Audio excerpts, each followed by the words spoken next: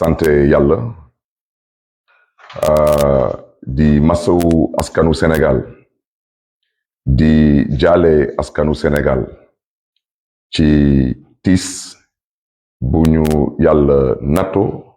depuis quelques jours mbokk yi lii laa gisoon ma waxoon ko te maa ngi am mettit lool parce que lu ma doon ñaan yàlla musal ko askanu Sénégal mel ni moom la ñuy dund tey nii wax ji nu ko tubaab yi di waxee l'heure est grave te le génie du peuple sénégalais daanaka yàgg nañ dund ay situation yu metti wante yàlla yàggal nañu suturaal ba ñu génn ci te dama ci am yaakaar incha allah que bii tamit dinañ ci génn incha allah moo tax mbokk yi duma sori ci wax ji kàddu yi lu ko waral bugguma commenter lu tubaab di wooye parodie de justice parce que askanu Sénégal amul kenn ku ci am xel ñaar ci justice su Sénégal tey lu muy exécuter ci ay commandes politiques ak tamit lii di responsabilité justice du Sénégal tey ci mettit cu askanu Sénégal di dund ci seen yenn décision yi parce que jàppewuma ko comme condamnation lu ma ko jàppee mooy disqualification ak élimination luñ ci namm ñoom mooy bëgg a organiser sélection te bañ a organiser élection te may biralaat encore kàddu yi di ko jëmale ci président de la République président Macky Sall président maa ngi lay ñaan ci yar ak teggin nga dellu siwaat sa xel parce que président Sénégal jiwu la lii suñu mbokk nga suñu président nga loolu la yàlla dogal loo ñuy teg suñ la ko tegoon tey doo nekk président du Sénégal seetatel sa taxawaay président wax naa la ko ba ñu yàlla may ñu toog amoo fi noonu dégg naa sa ay kàddu ci dialogue bi bu ngay ubbi dialogue bi am na sax ay sénégalais yu xaw a ñaawlu peut-être le ton wala les mots utilisés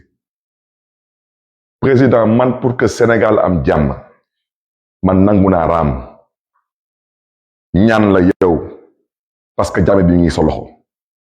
parce que lu fi yee tey fitna Sénégal xam nga ñun xam nañ te yàlla mën na seede président ne nga waxu troisième mandat nañ la ko ñaan ci njëkk dama ne su nekkee loolu dañu nar a def pour que Sénégal am jàmm man Barthélémy Diaz en tant que maire de Dakar maa ngi leen ñaan ci njëkk waxu troisième mandat bi président nga teg ko ci suuf en tant que acteur politique président maa ngi lay ñaan ci njëkk waxu troisième mandat bi nga teg ko ci suuf président de la République en tant que rakk ci yow maa ngi lay ñaan ci njëkk waxu troisième mandat ñu teg ko ci suuf ma yokk ci tamit ma ñaan la ko ci njëkk ak ci yar ak teggin parce que lu ñuy dund tey nii jaru ko te lii yépp lu ko waral mën nañ juum wante lu ko waral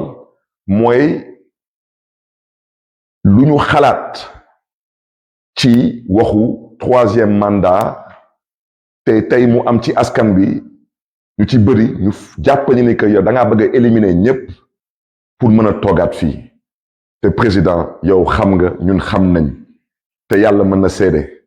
wax nga sa gémmiñ suñu nopp da ngay def référendum te xam nga lu constitution wax te président violence bu ñuy gis tey yépp lenn rek ko waral te mën naa juum et je pense que waxu troisième mandat bi soo ci nangoon yàbbi ci daanaka xol yi mën nañ féexaat moo tax président may sàkku ci yow nga génn wax ak sa askan wax leen lu ñu mën a dégg parce que président nooteel bu ñuy wootee Sénégal jaay doole bu ñuy wootee Sénégal mënatul continuer kon nag président xoolaatal sa taxawaay parce que ñu nekk ci mbedd yi mu neex la mu naqari la yaay seen président te bañ lay fal dañ la faloon ngir yaakaar musuñu la fal ndax lu ñuy gis tey nii di ko dund tey nii loolu xel musu ko xalaat te loolu dara jaru ko ci àdduna fii yàlla rekk fi nekk keneen nekku fi am yàlla mooy buur ñàkk yàlla mooy buur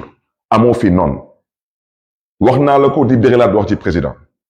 dañ la bëgg a dimbali ndax yow nga mën a dimbali Sénégal ci ban anam dimbali la pour xool naka lañ lay wutal yoon nga génn fii par la grande porte parce que mooy sa cër président sélection bu ngeen nam ma def Sénégal kenn mënu ko fi nangu parce que constitution lu mu leen may ci sañ-sañ mooy ngeen nangu organiser élection sélection bi dafa yàgg ñuy toog di muñ tey nag yàlla wane na boppam yàlla moo décidé que sélection jeex na may sàkku ci yow tamit nga nangu loolu président moo tax président je crois que ne nga du am benn sujet tabou ma ne la comme amul benn sujet tabou nañu waxtaane lépp parce que ci waxtaan la lépp xej may sàkku tamit ci askanu Sénégal ñu bàyyi xel ci lu ñuy wax parce que ba Sénégal doone Sénégal ba tey mbokk yi yàgg nañ fippu yàgg nañ wane suñu naqar wante kenn musu fi am ndam kenn musul egg au pouvoir par une violence absolue te wax naa leen ko ne naa leen lu fi xewoon mars 2021 yan laay waxal askan mu bëgg ngeen bàyyi ci xel parce que askanu Sénégal da ngeen am xel macha allah bàyyi leen ci xel lu fi jotoon xew ci mars 2021 mu bettoon ñëpp wolof njaay nag ne lu la bett mën la waxoon naa leen bàyyi leen ci xel depuis 48 heures su ma juumalee am nañu egsi fi Dakar mais profiter ci occasion bi en tant que maire de Dakar pour souhaiter à la Grande Muette la bienvenue chez eux, la bienvenue dans leur capitale. Les inviter à continuer à rester cette armée républicaine exemplaire, aux côtés du peuple sénégalais. Mais je voulais vous rassurer, vous, cette Grande Muette, que Dieu vous garde et que Dieu vous bénisse. Nous allons trouver un dénouement heureux à cette situation. Nous sommes des acteurs politiques. Nous sommes un peuple mûr. Dañuy sàkku ci yéen nag que vous puissiez nous accompagner. Mais à vous, le peuple sénégalais, bàyyi leen xel ci lu mu leen wax. Si on ne s'entend pas, que personne vienne dire que gisee ko woon noonu wala dégg ko woon noonu kon nag maa ngi sàkku tamit ci tous les acteurs politiques de tous bords y compris suma mbokk yu nekk biir opposition ñu seq ak ñoom suñu Yewwi Askan Wi ak suñu F24 dama leen di ñaan ci yar ak teggin xoolaat leen seen taxawaay vous êtes des responsables et vous avez une responsabilité à assumer dans ce pays te xam ngeen ko du ngeen ay xaleel te bu leen fooye seen xel munu leen ne da ngeen bëgg a jiite réew mi toll fu mu toll tey nii ngeen ne du ngeen waxtaan loolu mënul nekk su ma baat ci kaw nag su ngeen ko defulee ëllëg lu fi munti am bu leen taxawaat ci kanamu askanu Sénégal ngeen ne da ngeen bëgg a jiite Sénégal déet bugg leen jiite Sénégal dama ne lu kilifa diine yépp sant xam ngeen ko au passage ñu ngi nuyu tous les chefs religieux de ce pays toute religion confondue ñu ngi leen di nuyu di leen di ziar di leen di jox seen wàccuwaay te may biiralaat wax ci nee naa kilifa diine wàccoo nañu ak askanu Sénégal fu ñu naroon wax nañ fa ñu naroon waxal wax nañ ak ñoom lu ci des mooy que les acteurs fassent preuve de tenue et de retenue mbokk yi am na ñu bëri ñu jàppale ni que président dina def 3e mandat man mën naa juum wante man gëm naa ni que 3e mandat du am Sénégal mais nañ ko teg ci yoon nañu waxtaan te bàyyi nekk fii di jéem a xoqalante suñu biir wala tubaab di wooye se faire peur jouer à se faire peur loolu amul solo amul benn solo parce que xam nañ kañ lañuy commencer mais xamuñu kañ lay jeex ak naka lay jeexee kon nag mbokk yi lu tax may wax lu may wax nii dañu nar a am élection présidentielle février 2024 gis naa ci ouverture dialogue bi parce que nekkuma fa woon dama doon xaar ñu jox ma les termes de référence lan la ñuy waxtaane parce que man lu ma tax a jóg dem naa ne ataaya déet man naan ataaya taxuma jóg lu ma tax a jóg mooy dem waxtaane Sénégal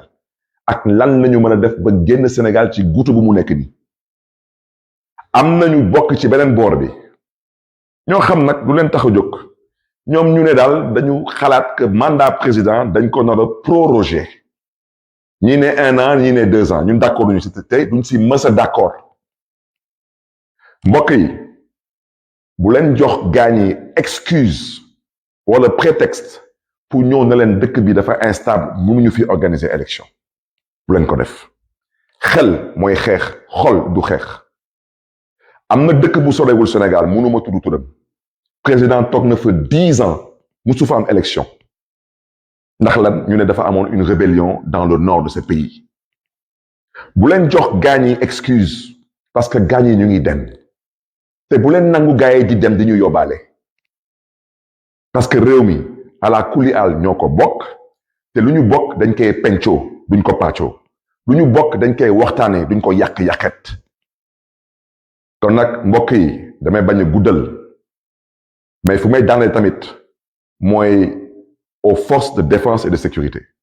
ñu ngi leen di masawu tamit ñu ngi leen di jaale seen mbokk yi fi jóge te metti na ci ñëpp wante yéen tamit ñuy sàkku ci yéen yenn yi su mën a ñàkk wax dëgg yàlla ngeen def seen kéem kattan mu ñàkk parce que yéen yaa leen choisir def maintien de l'ordre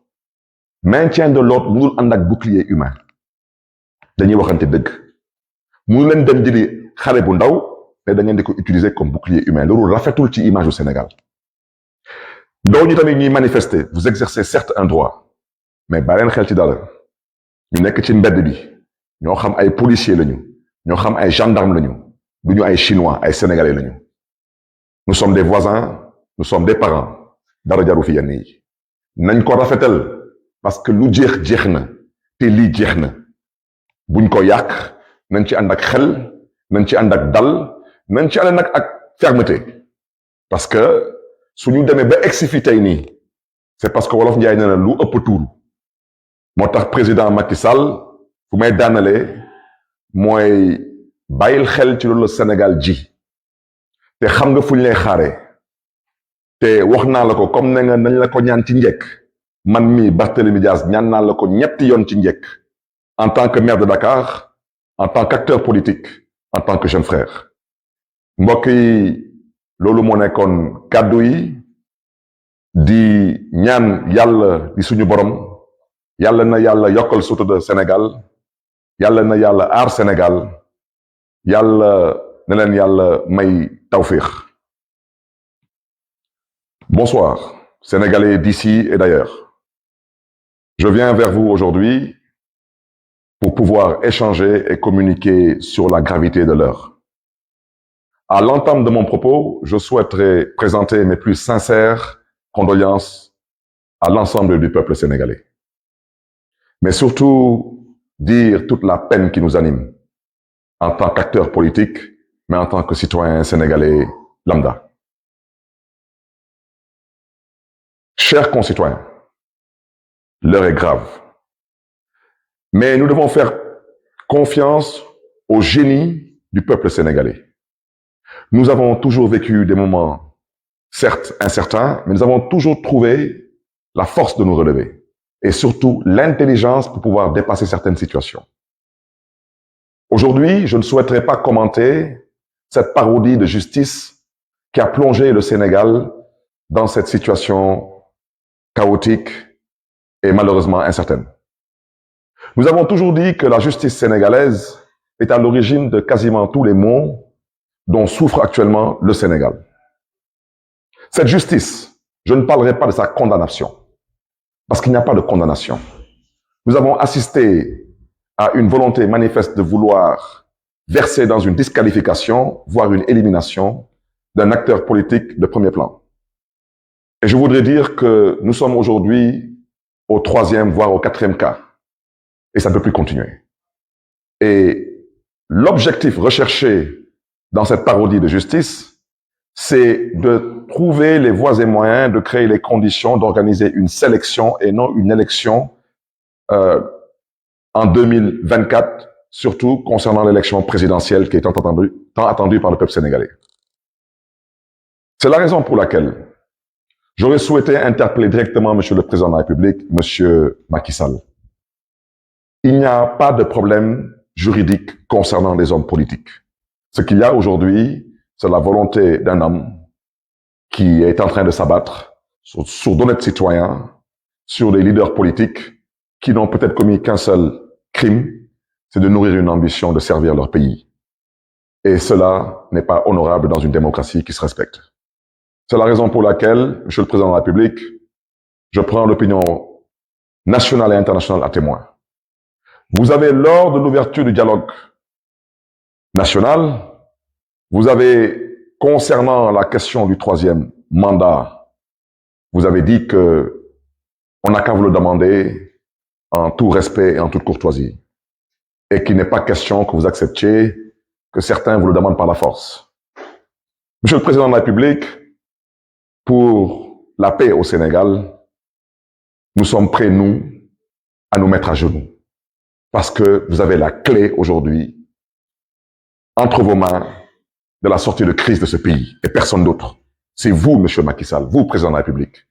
Alors, comme vous avez demandé à ce qu'on vous demande, s'il vous plaît, de ne pas briguer le troisième mandat, je vous demanderai 3 fois, s'il vous plaît, Monsieur le Président Macky Sall, d'évacuer cette question concernant cette volonté qui vous est prêtée de vouloir briguer un troisième mandat. D'abord, je vous demande, s'il vous plaît, en tant que maire de Dakar. Je vous demande, s'il vous plaît, en tant qu'acteur politique. Je vous demande, s'il vous plaît, en tant que jeune frère. Le Sénégal ne mérite pas ce qu'il est en train de vivre présentement. Le Sénégal ne mérite pas aujourd'hui de vivre cette souffrance qui nous est imposée au nom de la bêtise politique, et excusez-moi de cette expression. 2 jours de manifestation, 15 morts, injustifiables et inacceptables. Nous avons été, nous sommes et nous comptons rester ce modèle de démocratie sur le continent africain et à travers le monde. Et Monsieur le Président Macky Sall, vous avez la responsabilité historique d'accompagner le Sénégal à continuer à rester debout, droit dans ses bottes. Parce que le peuple sénégalais, en votant pour vous, n'a pas voté pour être massacré, n'a pas voté pour être humilié. Le peuple sénégalais a voté pour vous en espérant pouvoir compter sur vous pour conduire le Sénégal vers un développement durable et viable. C'est la raison pour laquelle, Monsieur le Président de la République, je vous interpelle directement. Je vous invite à prendre vos responsabilités et à vous adresser au peuple sénégalais. Rassurez le peuple sénégalais. Prenez l'engagement de respecter vous-même vos propres engagements envers le peuple sénégalais, surtout lors du référendum que vous avez eu à organiser en revisant la Constitution du Sénégal, qui, vous l'avez déjà dit, et vous l'avez répété aussi bien au niveau national qu'à l'international, ne vous permet pas de prétendre briguer un troisième mandat. Parce que cette question, Monsieur le Président de la République, de votre volonté qui vous est prêtée, de vouloir briguer un troisième mandat, est à l'origine de tout ce qui se passe actuellement. Monsieur le Président de la République, vous n'avez pas le droit d'éliminer des adversaires politiques. C'est ça la vérité. Parce que si le président Abdoulaye Wade, au passage à qui je rends un vibrant hommage, avait décidé d'en faire de même, je ne pense pas qu'aujourd'hui vous serez président de la République du Sénégal. C'est la raison pour laquelle je vous invite respectueusement, je vous invite une fois de plus à revenir à la raison, Monsieur le chef de l'État. Regardez ces enfants, regardez ces pères et ces mères de famille qui souffrent, regardez ce pays aujourd'hui qui est à genoux. Je vous invite à vous ressaisir. Je vous invite à prendre cette main qu'on vous a tendue. Faites-le pour l'intérêt de ce pays qui vous a vu naître et grandir. Mais faites-le surtout pour l'intérêt de ce pays qui vous a donné tous les honneurs. Vous avez été dans ce pays ministre d'État, président de l'Assemblée nationale du Sénégal, premier ministre et chef de l'État. Ce pays ne vous doit plus rien du tout, Monsieur le chef de l'État. À ce peuple sénégalais, ce peuple vaillant, je vous réitère mes condoléances. Nous avons tous mal. Mais sachez une chose, c'est que les épreuves de la vie sont faites pour renforcer les hommes et les peuples. Vous avez rendez-vous avec votre destin. Ne bousillez pas tout. Dans quelques mois, vous allez être un pays pétrolier et gazier. Beaucoup de choses changeront dans ce pays. Ne marchez pas vers le mur, ce n'est pas votre devoir. Faites preuve de tenue et de retenue, mais dans la fermeté et dans la dignité. Mais retenez ce que je vous dis. La politique, C'est comme ça là. Et c'est comme cela, malheureusement, dans la plupart des républiques bananières. Lors de l'ouverture de ce dialogue, certaines personnes, pour ne pas dire certains acteurs de certains bords, ont agité leur volonté de voir éventuellement l'actuel président proroger son mandat d'1 an ou de 2 ans. Je vous invite à ne pas leur donner cette possibilité. Je le répète que dans un pays pas loin du Sénégal, on a vu récemment un président rester au pouvoir pendant plus de 10 ans sans organiser aucune élection, au prétexte qu'il y avait une rébellion dans le nord de son pays. Dans ces conditions, ne donnez pas à certains acteurs politiques le prétexte ou l'excuse de rester encore au pouvoir, sachant qu'ils n'ont pas droit à un 3e mandat. Faisons preuve d'intelligence, faisons preuve de responsabilité, faisons preuve de citoyenneté dans la dignité et la fermeté, mais n'insultons pas l'avenir. Je vous l'avais dit, si nous n'arrivons pas à nous entendre, il y a un acteur qui rentrera en jeu. Et depuis 48 heures, cet acteur est en ville. Vous me permettrez de saluer l'armée sénégalaise, de leur souhaiter la bienvenue dans leur capitale et de prier pour eux, que Dieu les garde, que Dieu les bénisse. Je souhaiterais, à l'endroit de cette grande muette, vous dire que vous avez toujours été la fierté de ce pays, la fierté du continent. Je vous invite à rester à la place qui est la vôtre. Je vous invite à nous faire confiance et je vous invite au besoin à nous accompagner à trouver des solutions de sortie de crise. Mais je vous invite surtout à rester aux côtés du peuple sénégalais. Mais je vous invite, vous, peuple sénégalais, sachez que chacun doit rester à sa place et ce pays doit continuer à être dirigé par la grâce de Dieu, par des civils. Faisons preuve d'intelligence et je fais partie de ceux qui pensent aujourd'hui que le président de la République du Sénégal comprend la gravité de l'heure et comprend qu'il n'y a pas de place éventuellement pour un 3e mandat. Ne bousillons pas ce pays, ne détruisons pas ce pays, ne brûlons pas ce pays, il y va de notre responsabilité. Je voudrais au passage remercier tous les chefs religieux du Sénégal, toutes religions confondues, toutes confréries confondues, pour leur engagement, leur posture, leur discours d'apaisement, de paix, leur invite à discuter, à dialoguer pour un Sénégal de paix, un Sénégal de stabilité et un Sénégal d'avenir. Et je ne terminerai pas mon propos en disant que je n'ai aucun doute qu'on saura nous relever le moment venu, sortir de cette impasse et comprendre que nous avons le devoir et la responsabilité historique de marcher vers l'essentiel. Sénégalaises, Sénégalais, que Dieu vous garde et que Dieu vous bénisse.